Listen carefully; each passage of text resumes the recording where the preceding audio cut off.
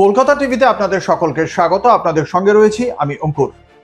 ফের দিল্লির যন্তর মন্তরের সামনে ছাত্রদের বিক্ষোভ এবং জমায়েত। কেন এই বিক্ষোভ, সেই তথ্যই দর্শকদের সামনে রাখবো।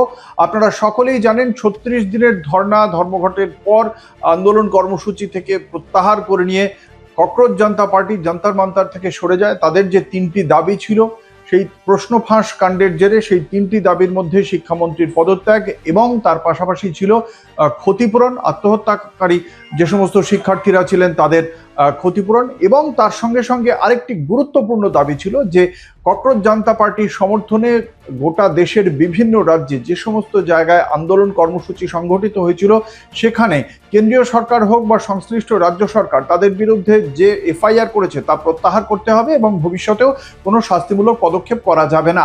তা সত্ত্বেও দেখতে পাওয়া গেছে বিভিন্ন রাজ্যে বেশ কিছু ছাত্রের বিরুদ্ধে যে সমস্ত এফআইআর দায়ের হয়েছিল সেই সমস্ত এফআইআর এখনো পর্যন্ত প্রত্যাহার করা হয়নি।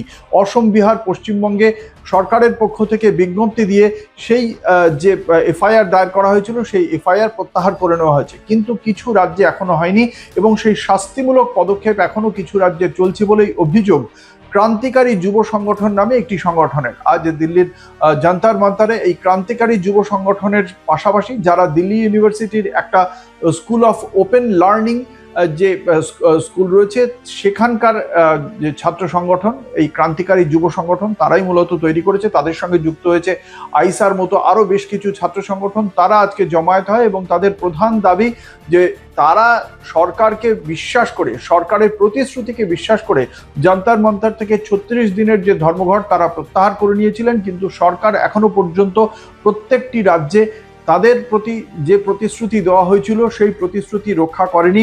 এটা তাদেরকে অত্যন্ত বিচলিত করেছে, উদ্বিগ্ন করছে এবং সেই কারণেই তারা আবারও রাজপথে নেমে এসেছে।